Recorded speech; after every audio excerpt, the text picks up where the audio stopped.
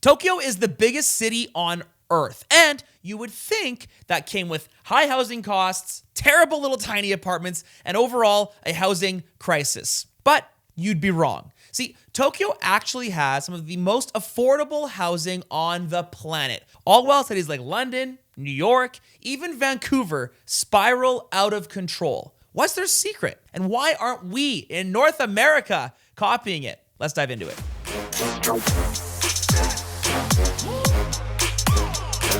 Housing crisis, a term that today defines life in almost any major city. From America to Europe and Asia, owning or even renting a property is becoming unaffordable even for the middle class, and no one seems to be able to do anything about it. But that's not the case here, in the world's largest urban area, housing almost 40 million people.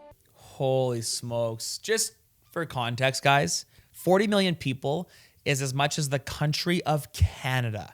There is as many people in one city in Japan as the entire country of Canada.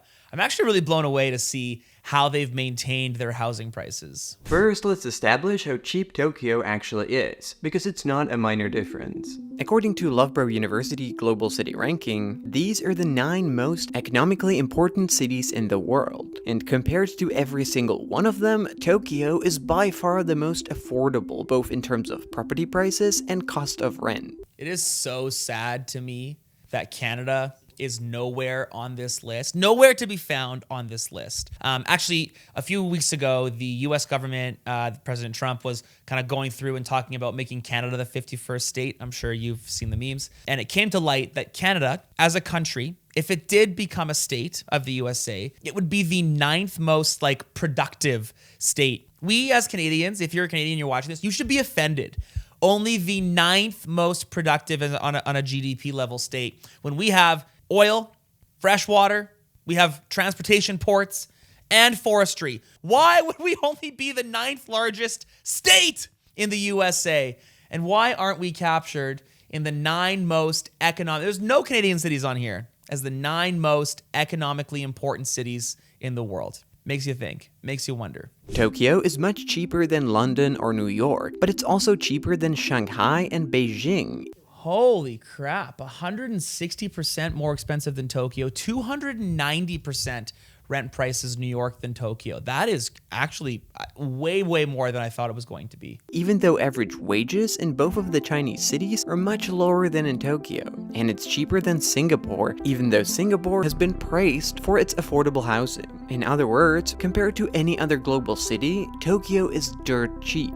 And while you might be thinking that this would be explained by Japan's population crisis, that's not actually true. While the Japanese population has slightly decreased in the past 20 years, the size of Tokyo City, which makes up about 1/3 of the entire urban area, has been going up. And in the last 2 decades, it added just as many people as London or New York. The way Tokyo remains affordable is by simply building a lot more housing than other cities, which might not seem that revolutionary. After all, it's what politicians in basically every Western country have been promising to do for decades. But the thing is that despite these promises, most major cities are completely failing in actually doing that. And unlike them, Tokyo has been able to actually do what everyone else is just talking about, thanks to the unique way of how Japanese cities are designed. So how do they do it? Well, there are 3 things that make Japanese urban planning different from almost anywhere else on the planet. First, Japan holds a first place in 2 specific categories. It has the highest inheritance tax in the world, and it has more earthquakes than any other country.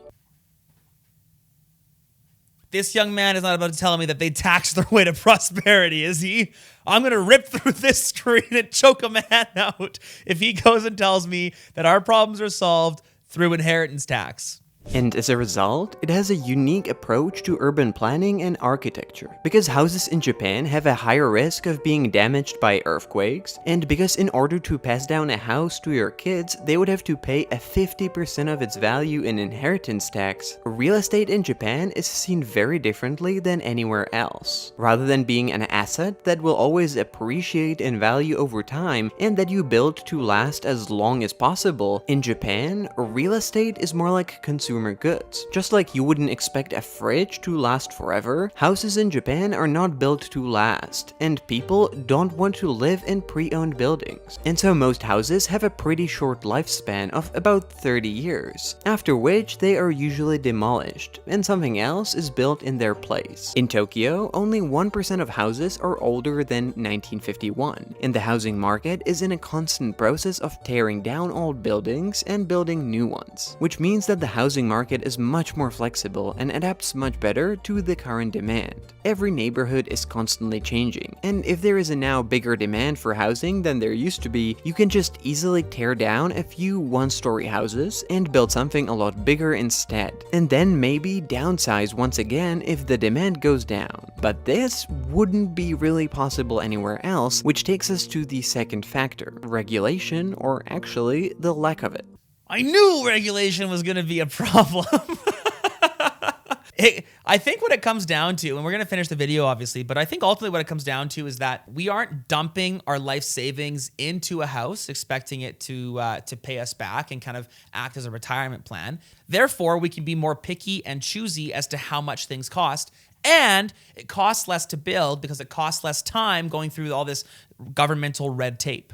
Complying with all of them means that building anything is really expensive, and it's almost impossible to build any kind of dense housing, meaning that free space is used in a very inefficient way. On top of that, zoning regulations usually restrict what kind of housing can be built in one area, and often only allow one specific type, for example single-family homes, which leads to the existence of massive suburbs with no services. But in Tokyo, you don't really have any of those restrictions. Japanese zoning laws encourage mixed-use zones, meaning that you can have different kinds of housing in one neighborhood, and buildings of different shapes, heights, and sizes right next to each other, something that would be never allowed in most places across America or Europe. And there's basically no regulation for how dense these neighborhoods should be, how much parking they need, or what these buildings should look like, which is why in Tokyo, you have so many houses that look like this. And as a result, Japanese zoning is able to use space a lot more efficiently and build a lot of housing in relatively small areas. It becomes a game of Tetris. You've got more efficient housing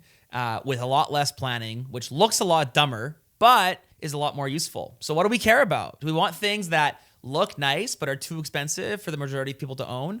Or that look dumb but are used incredibly efficiently? Something tells me too, if it was more efficiently used, it would be better for the earth, better for our resources.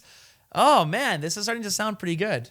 And finally, unlike in much of the developed world, Tokyo and the majority of cities in Japan don't really have NIMBYs, people who actively oppose any development in their local area and push for the strictest possible housing regulations. And it's not just because of the different mentality. The real reason why Japan doesn't have this phenomenon is because NIMBYism is, well, not allowed. Or to be precise, in most of the world, it's the local governments that decide what gets built and where. Because the job of these local governments is to protect the interests of local residents, they are often motivated to block any new development in their area that the locals are usually not happy about. But because that happens in every neighborhood, the end result is that you can't actually build anything anywhere. But in Japan, this is decided on a centralized national level, and regional governments and local citizens don't really get any say in that matter. In that way, the decisions are made by people who are supposed to have the bigger picture in mind.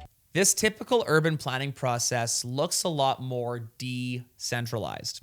However, the urban planning in Japan looks a lot more centralized. Typically, I would go ahead and say that decentralization is the best. Obviously, the decentralization of the urban planning isn't the only reason that things are more expensive here in North America or in Western culture. You've also got this incredibly centralized planning around the money and the monetary system, and people are forced to use their houses like savings account. So it's interesting to see our ethos here of centralization and decentralization playing out. Decentralize all the things, you get less efficient, more expensive, but ultimately safer. You are not hindered by one group of people's decisions, or centralize them. You get them more efficient and cheaper, but at the same time, the danger here is that this group of urban planners in Japan could just change their mind and dictate new rules. This is the risk of centralization. And as a result, they are a lot more development friendly and more housing gets built. And in that way, Japan effectively bypasses the NIMBY problem. Now, of course, there are downsides. With higher density, you don't get a lot of green spaces, and Tokyo has much less of them than most big cities. People have to put up with constant development, and they can't really influence what gets built in their neighborhood. But the bottom line is that by building so much, Tokyo is one of the few major cities in the world that manages to remain affordable for everyone. And it demonstrates that housing crises are not inevitable, and that we can solve them by just building more. But then, why aren't cities all over the world taking an example from Tokyo? Well, some of the things are probably not possible to reapply anywhere else. It's unlikely that Europe would start demolishing all the historic buildings and replacing them with new development. Imagine these buildings that are 500 years old being demolished to put up some concrete one-story box. Yeah, definitely not viable in lots of countries in the world. In Japan, your house is a temporary product that's probably not going to be worth much in 30 years' time. But in most of the world, your home is your most valuable asset. The difference between being lower or middle class, your retirement policy, and the sign that you made it, that we have all been sold. That's why people who already have a property fight so hard against anything that could decrease its value, like more housing in their area, even though it's making it so much more unattainable for everyone else. And if and how that could ever change, well, who knows? Yeah, that's such a good point. I love that closing argument, that closing statement around when we use housing like a retirement plan, it goes up in value because people are less willing to do things that make it easier for other people to enter the market. It's back to this supply and demand economics. Money and housing is no different. It's like you almost got it.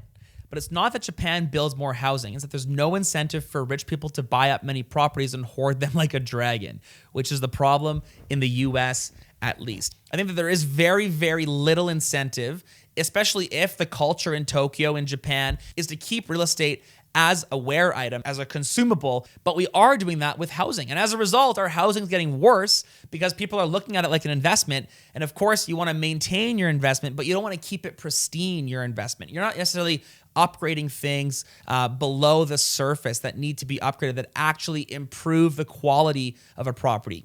Lipstick on a pig and move it. The first step Japan took in solving the housing crisis is identifying the fact that there is no crisis and there is an unbelievable amount of extra space all over the world to fit about 40 times the population. Woo! This man understands that we do not have a population crisis, the world is underpopulated, and we have a lot more room. I think that if a society values green space, there will be green space for the society to use. Imagine being a builder, being a central planner around neighborhoods and hearing from the population, we want more green space. And if there was that space, not giving it to them. Free market, it doesn't work that way. The free market naturally gravitates towards giving the mass what they need and what they want. Last comment, we have 55% inheritance tax is brutal. You better trust your centralized government to take care of you. Yeah, and that's the alternative view. That's the secondary layer. I'm wondering if in taxing property, obviously it screws over all the people that own property today. And obviously Canadian, American, UK governments, they all have the ability to do this. And so I'm of two minds here. I mean, let me know in the comments down below, which is better? Is it having these central planners that make things a little bit better, not looking at housing as this savings tool? I think that's a net positive, but I'm not sure if I like the central planning. I'm not sure how much centralization I like creeping into my life. Seeing that compared to what we're dealing with right now in Canada, where people are literally just buying a house and selling it a year later because it went up in value, kind of perpetuating this constant Ponzi scheme. What's better? How do we know what's better? How do we, using a first principle approach, how can we future-proof ourselves and wish for better and hope for better and build and plan for better in the future? My perspective is not to put your wealth, your savings in a house and put it in Bitcoin. I think that the Tokyo government or the Japanese government has done a great job of incentivizing this type of behavior. Was it intentional? Probably not. I don't think that governments generally do intentionally smart things, but maybe it was. On the other hand, we have that choice here in Canada. In Canada, we can choose not to own a property. We can choose to live in different parts of the country that give us more or less advantages. Maybe that's better. You can opt out and stack sats. And what would you do? I mean, if you had to pick, if you were planning for the next country, would you choose the efficient and centralized route, knowing that that can be corrupt in the future? Or would you choose the decentralized, less efficient route, knowing that it probably takes a little bit longer to reach critical scale? And now let me throw a twist at you. What about on the Bitcoin standard? Does that change it for you? If knowing that you wouldn't have people aping into property because they didn't have anywhere else to put their value, would that change your mind? Let me know in the comments down below. As always, thank you so much for watching as we strive towards future-proofing our lives. That's it for me. Stay sovereign.